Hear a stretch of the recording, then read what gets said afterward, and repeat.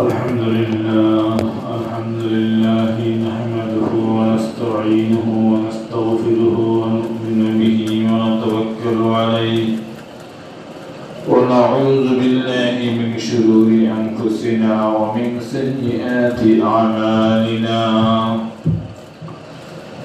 من يهده الله فلا مضل له ومن يضلله فلا هادي له ونشهد أن لا إله إلا الله وحده لا شريك له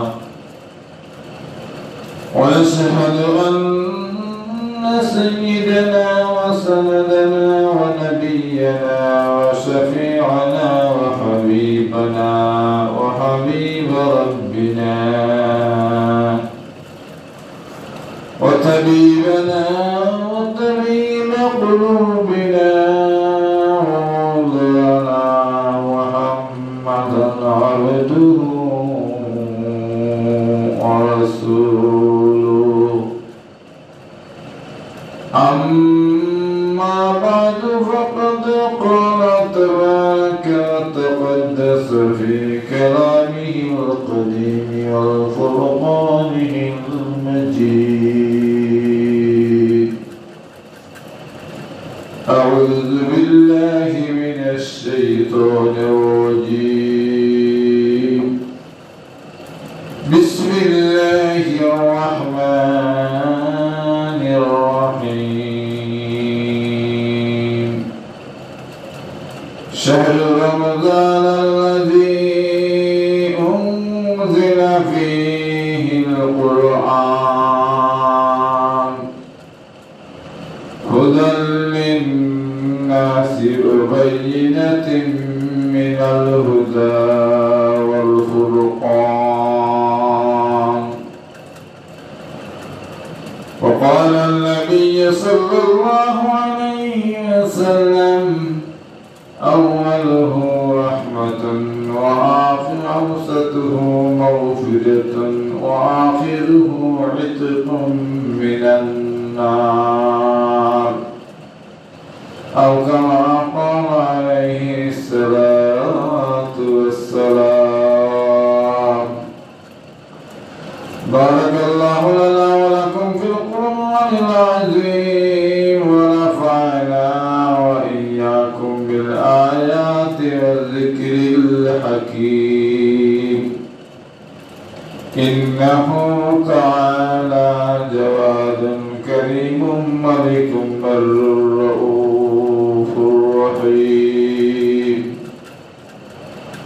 سبحانك لا علم لنا إلا ما علمتنا إنك أنت العليم الحكيم صلى الله على سيدنا مولانا محمد وعلى آله وصحبه وسلم صلى الله على سيدنا ومولانا محمد وعلى آله وصحبه وسلم أستغفر الله إن الله غفور رحيم أستغفر الله إن الله غفور رحيم سبحان الله وبحمده سبحان الله العظيم سبحان الله وبحمده سبحان الله العظيم لا إله إلا الله محمد رسول الله لا إله إلا الله محمد رسول الله محترم حاضرين আল্লাহ রাব্বুল আলামিনের অসংখ্য অগণিত শুকরিয়া যে মহান রব্বুল আলামিন দয়াময় পরওয়ারদিগার আলম আমাদেরকে অত্যন্ত মেহেরবানি করে পবিত্র রমজান আল মুবারকের মতো মহিমান্বিত মাস দান করেছিলেন। আমরা আমাদের হিনে হায়াতে এই পর্যন্ত রমজান আল মুবারক পেলাম। মুসলিম উম্মার নাজাতের মাস, রহমত আর মাগফিরাতের মাস, জান্নাত অর্জনের মাস, জাহান্নাম থেকে মুক্তির মাস। এত দামি মাস, এত আল্লাহর কাছে মর্যাদাপূর্ণ মাস মাহে রমজানুল মুবারক আল্লাহ তাআলা আমাদেরকে হিনে হায়াতে দান করলেন। এজন্য আমরা রমজান অতিক্রম করতে পেরেছি, তাই আমরা শুকরিয়া আদায় করি মহান রব্বুল আলামিনের। আলহামদুলিল্লাহ। আল্লাহ তাবারাকা ওয়া তাআলা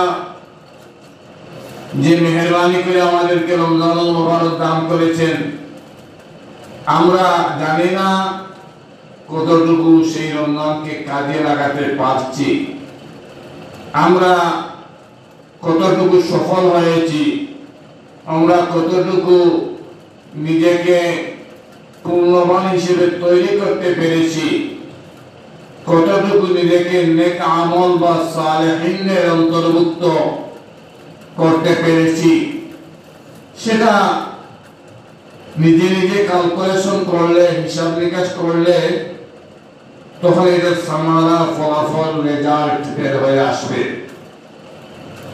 প্রকৃতপক্ষে মানুষকে চিন্তা করার জন্যই আল্লাহ রাব্বুল আলামিন এই কোরআনের মধ্যে এত ওয়াজ, নসিহত, উপদেশ, আদেশ, নিষেধ এগুলো দান করেছেন। কিন্তু আমরা যেগুলো নিয়ে চিন্তা করার, যেগুলো নিয়ে ফিকির করার, যেগুলো নিয়ে আমরা গবেষণা করার, এসব বিষয়ে আমরা চিন্তা করি না। আমরা এই দুনিয়ার ক্ষণস্থায়ী, অল্পস্থায়ী এই সমস্ত ব্যাপার নিয়ে আমরা চিন্তার মধ্যে পড়ি। এমনকি আমাদের চিন্তা, চেতনা, জ্ঞান, ধারণা, শ্রম, মেধা সবকিছু ব্যয় করি আমরা এই দুনিয়ার ক্ষণস্থায়ী জিনিসের জন্য। অথচ এই চিরস্থায়ী জিনিস যেটা, মৃত্যুর পরে মানুষের যে জীবন শুরু হবে, সেই জীবনের শুরু আছে, শেষ নেই।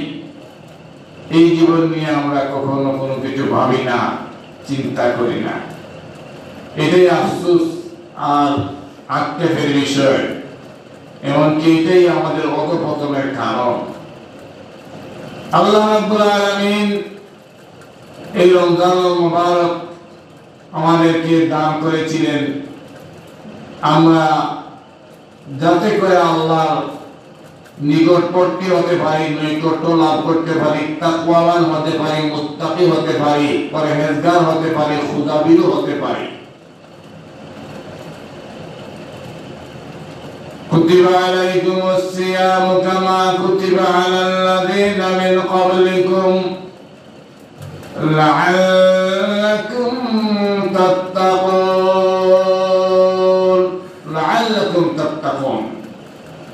তোমাদের উপর রোজা ফরজ করা হয়েছিল যেমন তোমাদের পূর্ববর্তীদের উপর যেমনই করা হয়েছিল, যাতে করে তোমরা মুত্তাকি হতে পারো, পরহেজগার হতে পারো, তাকওয়াবান হতে পারো। এই যে রমজানুল মুবারকে আমাদের এত সুবর্ণ সুযোগ আছে, খাবার আছে, টাকা আছে, অভাব নেই, সবকিছু আমাদের সামনে, তারপরও হালাল, হারাম না। এরপর একটা নির্দিষ্ট সময় আছে, যে এই সময় না আসলে আমরা এটা খাই না, আহার করি না। অর্থাৎ ইফতারের আগে সময় যখন নির্ধারিত, সেই নির্ধারিত সময়ের আগে আমরা এক ফোঁটা পানিও খাই না। এই যে হালাল আহার খাবার থেকে আমরা নিজেকে বিরত রাখলাম, কি জন্য? যেটা আল্লাহর নির্দেশ। এই সময় থেকে এই সময় পর্যন্ত তোমরা উপবাস করতে হবে, ক্ষুধার্ত থাকতে হবে, দুর্ভিক্ষ থাকতে হবে। এমন না যে খাবার আমাদের জন্য হারাম, এই হালাল খাবারে এটা হারাম হয়ে গেল একটা নির্দিষ্ট সময়ের ভিতরে। এই যে আল্লাহর ভয়ে, আল্লাহর নির্দেশ, এটা এই সময় থেকে এই সময় পর্যন্ত, এই সময় থেকে এই সময় পর্যন্ত তোমরা এটা খাইতে পারবে না। যদিও এটা তোমাদের হালাল, এটা যদিও তোমাদের বৈধ, যদিও এটা তোমাদের জন্য নাজায়েজ না, কিন্তু এই হালাল খাবার, জায়েজ খাবার, বৈধ খাবার, এটা একটা নির্দিষ্ট সময়ের জন্য হারাম হয়ে গেল। অর্থাৎ রমজান মাসের দিনের বেলায় সেই সুবহানাল্লাহ থেকে নিয়ে সূর্যাস্ত পর্যন্ত এই যে সময়, এই সময়ের ভিতরে আহার করলে, খেলেই রোজা ভঙ্গ হয়ে যাবে, এটা আমার জন্য হারাম হয়ে যাবে। এইটার জন্য আমাকে মারাত্মক শরীয়তের পরিভাষায় মাসুল দিতে হবে, যে একটা রোজা ভঙ্গ করলে 60টা রোজা একাধারে রাখতে হবে। আল্লাহ রাব্বুল আলামিন এই যে মানুষকে কিছু সময়ের জন্য আল্লাহর নির্দেশ করার মতো একটা এবিলিটি, একটা ক্ষমতা, একটা মানুষের প্রতি যে একটা রুলিং জারি করলেন, বা মানুষের প্রতি যে একটা অর্ডিন্যান্স দিয়ে মানুষকে নিয়ন্ত্রিত, নিজেকে নিজে নিয়ন্ত্রণ রাখার মতো একটা পথ পদ্ধতি করে দিলেন। এই জন্য মুফাসসিরিনে কিরাম, উলামায়ে কিরাম, মুহাদ্দিসিনে ইসলাম বলেন যে যারা এই নির্ধারিত সময়ে আল্লাহর নির্দেশটা মান্য করতে পারলো, তারা রমজান পরে অবশ্যই অবশ্যই নিজেকে এমন ভাবে প্রস্তুত করতে পারবে যে যে এক মাসে তারা বৈধ জিনিস থেকে নিজেকে বিরত রাখতে পারে, তারা অবৈধ জিনিসের দ্বারা কাছে যাবে না। সুবহানাল্লাহ। তো আমরা কতটুকু অর্জন করতে পেরেছি না পেরেছি সেটা ক্যালকুলেশন নিজে নিজে করব, হিসাব নিকাশ নিজে নিজে করব। তবে আমরা আল্লাহর সেই বাণী, তোমরা আল্লাহর রহমত থেকে নিরাশ হইও না। আমরা সেই আশাবাদী যে আমরা আমাদের জীবনের গুনাহ খাতা হয়তো এই রমজানুল মুবারকের এই গত রাত্রে 27 তারিখ, যেটা শবে কদরের রাত্রি বেশিরভাগ সম্ভাবনা গেল, এই সমস্ত রমজান মাস যেহেতু আমরা পেলাম, কান্নাকাটি করলাম, তাহাজ্জুদ তারাবি পড়লাম, তাসবিহ জিকির আজকার করলাম, কোরআন তেলাওয়াত করলাম, আমাদের আশা থাকবে এটা যে সমস্ত আমল যেন আল্লাহ তাআলা কবুল করে নিয়ে আমাদেরকে মাফ করে দেয়। এখন রমজান চলে যাবে, রমজানের পর আমাদের জীবন আচার শুরু হবে। বাকি 11টা মাস আমরা যেন নিজেকে নিয়ন্ত্রণ রাখতে পারি, নিয়ন্ত্রিত হতে পারি। আমরা যেন যে কোনো জিনিসের মধ্যে লোভ না করি, আমরা হালাল হারামের তমিজ করি, বৈধ অবৈধ এগুলো যেন যাচাই বাছাই করি, জায়েজ না জায়েজ এগুলো যেন লক্ষ্য করি। এই প্রশিক্ষণ আমরা 1 মাস নিলাম। এই 1 মাসের প্রশিক্ষণে বাকি 11 মাস আমাদের এই প্রশিক্ষণ প্রাপ্ত হিসেবে আমাদেরকে সঠিক পথে, সরল পথে, সিরাতে মুস্তাকিমে এবং এই সহজ সরল পন্থায় চলার জন্যই আল্লাহ তাআলা সুবর্ণ সুযোগ করে দিয়েছিলেন। এবং আমরা এখন পর্যন্ত রমজান শেষ হয়নি। রমজানের আজকে অনেক তো আছে, খতম তারাবি গতকালকে শেষ হয়ে গেছে। গতকালকে শেষ হয়ে যাওয়ার পরে আর তারাবি পড়বে না, এমন অবস্থা হলে খতম তো শেষ হয়ে গেছে, খতম শেষ হয়েছে কিন্তু তারাবি তো শেষ হয় নাই। কিন্তু দেখবেন যে একদল মানুষ আর তারাবি পড়বে, এই হলো আমাদের অবস্থা। কারণ বিশ্ববিদ্যালয়ের পর থেকে তো আমাদের শুরু হয়ে যায় সবথেকে বড় তারাবি মার্কেট, সবথেকে বড় তারাবি আমাদের শপিং ডে, সবথেকে বড় তারাবি আমাদের শহরের না, আমি খুব শুনে এর চাইতে বড় আর কি হতে পারে। কিন্তু চিন্তা করেন যে রমজান মুবারকের শেষ যে এই 10 দিন, এই শেষ 10 দিনের এমন একটা অবস্থা আল্লাহ রাসূল সাল্লাল্লাহু আলাইহি ওয়াসাল্লাম বলেছেন যে এই শেষ দশকে শবে কদর হতে পারে, বেজুল রাত্রিতে। অনেক হাদিস আছে জুল রাত্রিতে হতে পারে, শুধু প্রথম শেষ দশকে না, প্রথম দশকে হতে পারে, মধ্য দশকে হতে পারে। এটা ভিন্ন ভিন্ন হাদিস সমূহ আছে, কিন্তু সবথেকে বেশি হাদিস শেষ দশকের।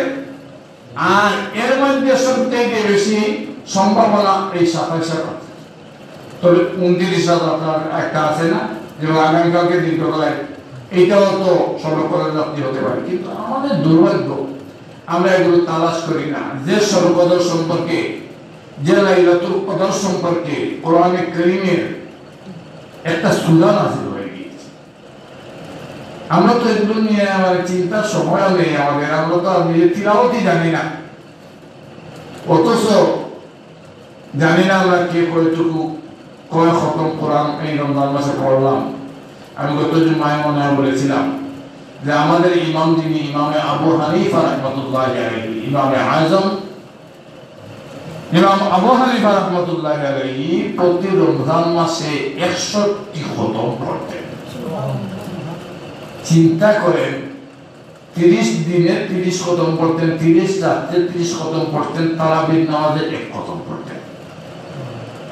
30 30 60 আর চিন্তা করেন, মানে তাদের কোরআনের সাথে কি পরিমাণ সম্পর্ক আছে। তারা কোরআন নিয়ে, এর কারণে আমাদের তো এই কোরআন থেকে দূরে সরে যাওয়ার কারণে কোরআনের তেলাওয়াত নেই, কোরআন বুঝা তো দূরের কথা, তেলাওয়াতই নেই, কোরআনের তেলাওয়াতই নেই। এই রমজান মুবারকে কমপক্ষে আমাদের তো উচিত ছিল যে আমরা প্রত্যেকে না হলেও কমপক্ষে 10 দিনে একটা খতম, অন্তত এই 30 দিনে আমরা 3টা খতম। এখনো সময় আছে, কেউ যদি মনে করে আজকে রাত্রে থেকে শুরু করবে, সে একটা খতম পড়বে ঈদের আগ পর্যন্ত, কোনো ব্যাপার না। 5 পারা 10 পারা বসলে মানুষ তেলাওয়াত করতে পারে। অনেক সময় বাধা হয়ে যায়। কয়েকদিন আগে মসজিদে, আমরা মসজিদে তেলাওয়াত করতে খুব আরাম লাগে, ঠান্ডা লাগে, ভালো একটা পরিবেশ। তুই মানুষ মানে ওহেতু অযথা গল্প গুজব এগুলো লাগে মানুষের, এটা মানুষের খাসলো, আমাদের সকলেরই এগুলো পরিহার করা উচিত। যাই হোক, এই রমজান মুবারকে আমাদের এখন সফলতা ব্যর্থতার মাপকাঠি এটা এইভাবে নির্ণয় করতে হবে, নিরূপণ করতে হবে, দেখতে হবে রমজানের পরে আমাদের চরিত্র, আমাদের আখলাক, আমাদের চলাফেরা, আমাদের উঠা বসা, আমাদের ইবাদত বন্দেগী এইগুলো কি পরিমাণ আগের মতো না একটু চেঞ্জিং বা পরিবর্তন এসেছে। যদি দেখা যায় যে রমজান পরে আমার অভ্যাস এমন হয়েছে, রমজানে তারাবি তাহাজ্জুদ পড়ার কারণে রমজানের পরেও আমার সালাতুল আওয়াবিন পড়তে মনে চায়, ইশরাক পড়তে মন চায়, চাষ্ট পড়তে মন চায়, জামাতে নামাজ পড়তে তো মন চাই, ফরজ ইবাদত তো করবই, এইগুলো যদি দেখা যায় মন চায়, তাহলে আমি আশাবাদী হতে পারি যে আল্লাহ তাআলা মনে হয় এই তাকওয়া নামক গুণের কিছুটা আমাকে স্পর্শ করিয়ে আমাকে মনে হয় আল্লাহ তাআলা একটু লাভবান বা উপকৃত করেছেন, আলহামদুলিল্লাহ। আর যদি দেখা যায় না আগের মতো আমি সেই মিথ্যা কথা বলি, সেই চুরি করি, সেই জেনা করি, সেই ব্যভিচার করি, সেই অন্যের গীবত করি, এই আগের চরিত্রই ফিরে আসতো, তাহলে এইবার মাসে বৎসরে রমজান আসবে, রমজান চলে যাবে, কিন্তু আমি কোনো উপকৃত হতে পারলাম না। এই রমজানুল মুবারকে যে সবচেয়ে বড় শিক্ষা তাকওয়া অর্জনের, মুত্তাকি হওয়ার, মুত্তাকি তাকওয়া অর্জন মানে আল্লাহকে ভয় করা। এই ভয়ের অর্থ এটা যে আল্লাহ যেটা হালাল করেছেন এটা গ্রহণ করা, হারাম যেটা ঘোষণা করেছেন এটা থেকে বিরত থাকা। মা আতাকুমুর রাসূলু ফাখুযুহু ওয়া মা নাহাকুম আনহু ফান্তাহু। আল্লাহ রাসূল সাল্লাল্লাহু আলাইহি সাল্লামকে আল্লাহ তাআলা যা কিছু দিয়ে পাঠিয়েছেন, আদেশ করেছেন এগুলো তোমরা করো, আর যেগুলো থেকে নিষেধ করেছেন এটা থেকে তোমরা বিরত থাকো। আমার বেপরদা চলাফেরা, আমার চুরি ডাকাতি জিনা ব্যভিচার মদ গাঁজা অর্থাৎ হারাম যেগুলো নিষিদ্ধ এইগুলোর থেকে আমি নিজেকে বিরত রাখবো, নিয়ন্ত্রণ রাখবো। দেশের না রমজানের এক নাম হচ্ছে সবরের মাস। সবরের মাস কি? ধৈর্যের মাস কি? মানে আপনার সামনে একটু সুস্বাদু একটু ভালো খাবার এরপরে আপনি এত ধৈর্য ধরলেন যে আপনার নির্দিষ্ট সময় ইফতারের না হওয়া পর্যন্ত এটা আপনি খেলেন না, এটি একটু ধৈর্য ধরলেন। এমনি ভাবে আপনার সামনে এত পাপের কাজ হবে, এত সুবর্ণ সুযোগ আপনি পাবেন, কিন্তু আপনি আল্লাহর ভয়ে যেভাবে এই দিনের বেলায় আহার থেকে বিরত থাকলেন, স্ত্রী সহবাস থেকে বিরত থাকলেন, এইভাবে যদি আপনি এই হারাম কাজ থেকে পরবর্তী সময়ে নিজেকে নিয়ন্ত্রণ রাখতে পারেন, সবর ধৈর্যের মাধ্যমে নিজেকে এটা থেকে ফিরিয়ে রাখতে পারেন, তাহলে বলতেন আপনি একজন সফল মানুষ, আপনি একজন কামিয়াব মানুষ, দুনিয়া আখিরাতে আপনার কামিয়াবি আছে। যাই হোক, রমজানুল মুবারকের যে 2-3 দিন রয়েছে, আজকে তো মনে হয় 27 রমজান, হয়তো আর 2 দিন 28, 29 অথবা 3 দিন। আমাদের উচিত আমরা এই 3 দিন যেন হয় আমাদের অনেকের জন্যই হয়তো এটা জীবনের শেষ রমজান হতে পারে। আগামী রমজান আমি আর পাবো কিনা, হায়াত কয়দিন আছে, এটা পৃথিবীর কোনো বিজ্ঞানী, কোনো দার্শনিক, কোনো চিকিৎসক, কোনো পীর বন্ধু কেউ বলতে পারে না কে কখন যাবে। এই জন্য সবসময় ইবাদতে নিজেকে আপনি এইভাবে রাখবেন যে আমার হয়তো জীবনের শেষ ইবাদত এইটাই। আমরা এই রমজানুল মুবারকে রাত্রিবেলায় দিনের বেলায় তওবা করি আল্লাহর কাছে, আর নিজের জীবনের পাপ পঙ্কিলতার উপর তওবা করে আল্লাহর কাছে চাই, আর আগামী দিনে শপথ নেই যে আল্লাহ তাআলা যেন আমাদেরকে জান্নাতি মানুষ হিসেবে ওই সারা রমজান আল্লাহুম্মা ইন্না নাসআলুকাল জান্নাতা ওয়া নাউযু বিকা মিনান নার, নাসআলুকাল জান্নাতা নাউযু বিকা মিনান নার, চাইলাম আল্লাহর কাছে আল্লাহ জান্নাত দেন, জাহান্নাম থেকে বাঁচান, দুজকের আগুন থেকে বাঁচান, আমাকে জান্নাত দান করেন। মুখ দিয়ে চাইলাম আর কাজ করলাম জাহান্নামের, এটা তো কাজের কথায় মিল হলো না। জাহান্নামে যেতে হবে যে কাজ করলে সেই কাজ থেকে নিজেকে বিরত রাখতে হবে। আজকে এই রমজানুল মুবারকের শেষ পর্যায়ে একটা বিষয় বলে দেওয়া দরকার, এই যে ফিতরা সম্পর্কে। যাকাতুল ফিতর বা সাদকাতুল ফিতর, এটার নামই হচ্ছে ঈদুল ফিতর। এই ঈদের নামই হচ্ছে ঈদুল ফিতর। তো এই ফিতরা এটা আমাদের উপর, অনেকের উপর, যাদের উপর ওয়াজিব, আমরা দান করি, আমরা আদায় করি, কিন্তু এটার অনেক মাসআলা আছে, এগুলো বিস্তারিত বলার সময় নেই, সুযোগ নেই। একটা বিষয় গুরুত্বের সাথে বলতে হয় যে আমাদের ইসলামের 5 স্তম্ভের মধ্যে প্রথম তো কালেমা, তারপরে ইকামাস সালাহ, ইতাই যাকাত, আর হজ্জে বাইতুল্লাহ ও সাওমে রমজান।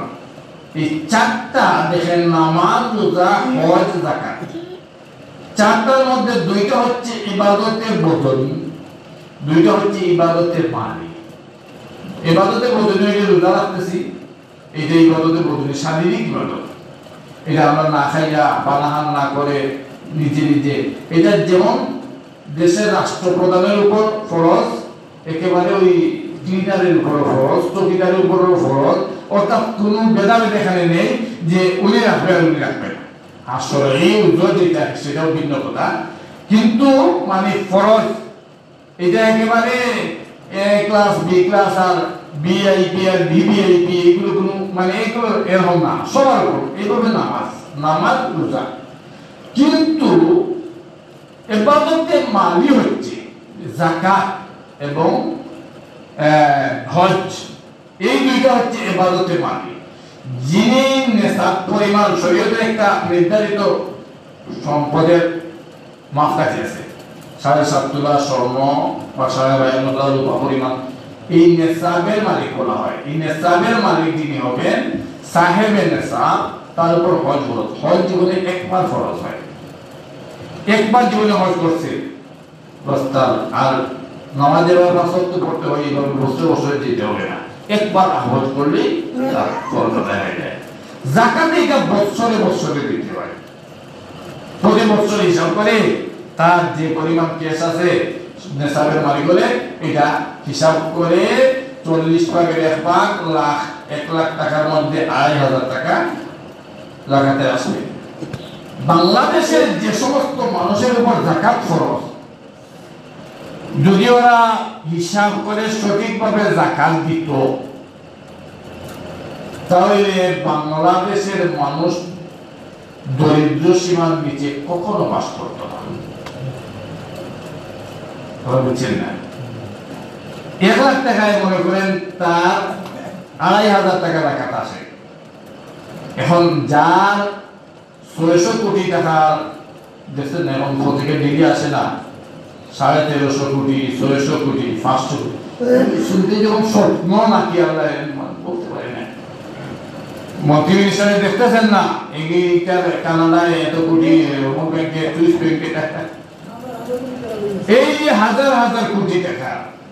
চিন্তা করেন যদি সে অবৈধভাবে এই টাকা জনগণের না নিয়ে, এইগুলো যদি সঠিক সুষম বন্টন হতো, আমাদের রাষ্ট্র ব্যবস্থা যদি সেইভাবে দুর্নীতি মুক্ত হতো, তাহলে দেখতেন কেউ 5 তলায় থাকতো না, আর কেউ গাছতলায় থাকতো না। কথা বুঝছেন না? কেউ 5 তলায় আর কেউ গাছতলায়। এইটা একমাত্র এই ইসলামিক শিক্ষা থেকে আমাদেরকে দূরে সরে যাওয়ার কারণে, তাহজিব, তামাদ্দুন, সংস্কৃতি, আইন, কানুন এগুলো না মানার কারণে, হালাল হারাম, জায়েজ নাজায়েজ, বৈধ অবৈধ এগুলো না মানার কারণে এই পরিণতি। সহজভাবে উদাহরণ দিলে একটা জিনিস বুঝবেন। মনে করেন আজকে আপনি এই ফরেস্টের মসজিদ থেকে যাচ্ছেন, ওই রাস্তা থেকে একটা ইট খুলে দিলেন, একটা ইট পাইছেন, ওইটা আপনি এখন বাসায় নিয়ে চলে গেলেন। আপনাকে জানতে হবে এই ইটটা এই দেশের 18 কোটি মানুষের ইট।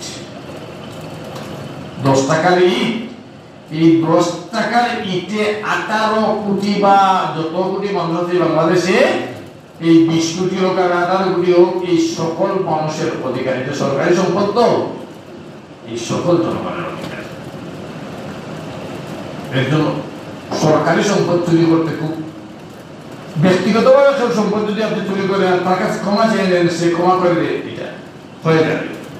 আপনি তো আপনার জীবনেও এটা সম্ভব নাই 18 কোটি মানুষের কাছে ক্ষমা চাওয়া।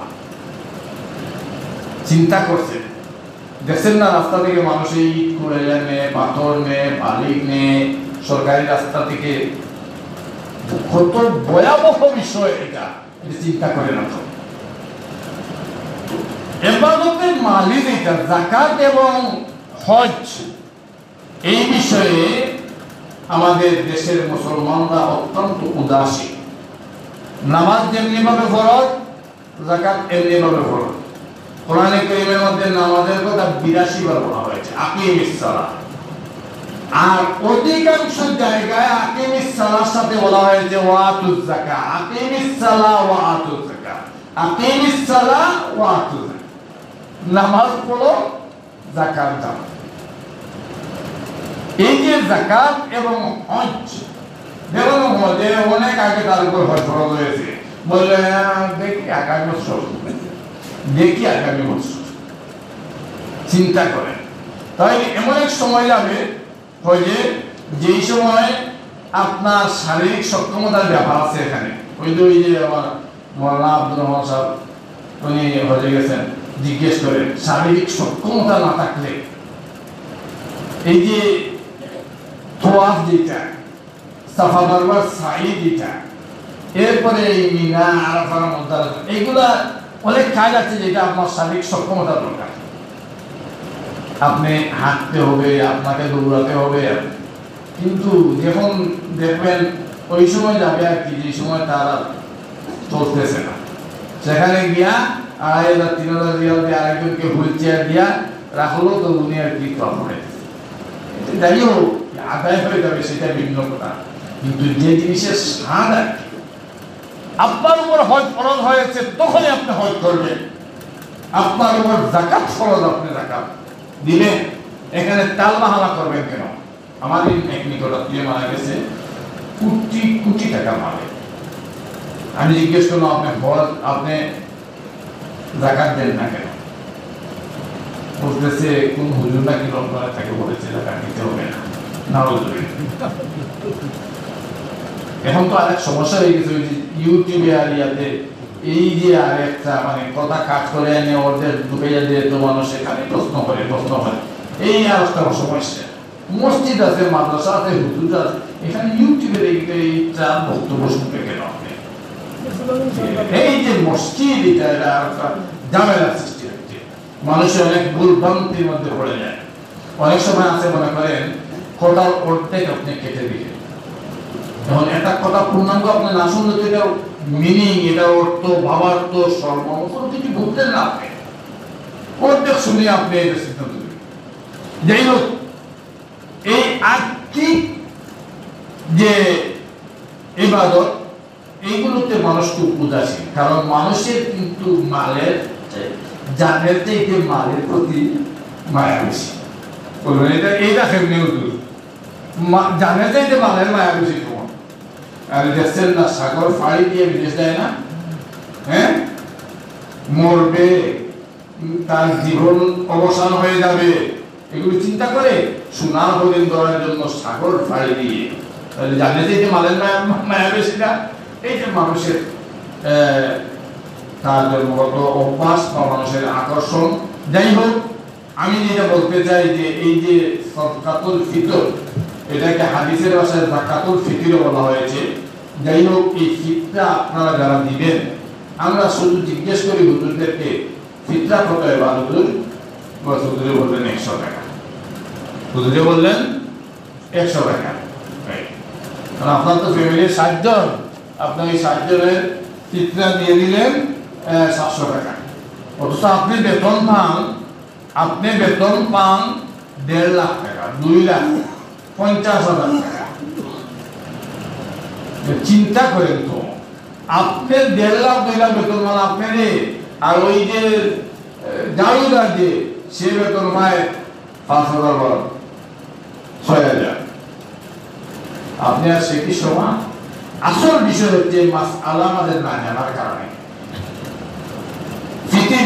ফিতরা দেওয়া যায় 3টা জিনিস দিয়ে, এই 3টার মূল্য যেটার উপরে দেওয়া যায়, এর মধ্যে একটা হচ্ছে কিসমিস, 3 কেজি 300 গ্রাম কিসমিসের দাম, এটা এই 2025-এর হিসাবে দিয়েছি। এবারে ফিতরা আপনার কত দিবেন? একটা ফিতরার দাম আসবে 2,310 টাকা। কত বলেন না? মনে রাখতে হবে, 2,310 টাকা একটা ফিতরা। কিসমিসের দামে যদি আপনি দেন, তাহলে একটা ফিতরা আপনার 2,310 টাকা। এখন 5টা ফিতরা হইলে এই 2,310-এ 5 দিয়ে ফুল দিলে দিতে হবে। আপনার ফ্যামিলির সংখ্যা যদি 5 জন থাকে, খেজুর দিয়ে যদি দেন, খেজুর 3টা বস্তু দিয়ে দিলে দেওয়া যায়, কিসমিস, খেজুর, আটা। যাই হোক, খেজুর যেটা, এই খেজুর দিয়ে দিলে আপনি একটা ফিতরার মূল্য হবে 1,000 টাকা। কত? 3 কেজি 300 গ্রাম খেজুরের দাম হচ্ছে 1,000 টাকা। তাইলে ভাইলাম B category, A category, B category, মানে 1 নম্বর আর 2 নম্বর পেয়ে গেলাম। একটা হইল 2,310 টাকা সর্বোচ্চ, মানে সবচেয়ে বেশি বড়টা দিলে 2,000। আপনার যদি এই ধরনের সম্মতি থাকে, সংগতি থাকে, আপনার অবস্থা ভালো থাকে, সামর্থ্য থাকে, আপনি দেন না। আপনার 10,000 টাকা ফিতরা দিবেন, এই কতটা ফ্যামিলি হবে? এখানে আপনি 100 টাকার খোঁজ করছেন কেন?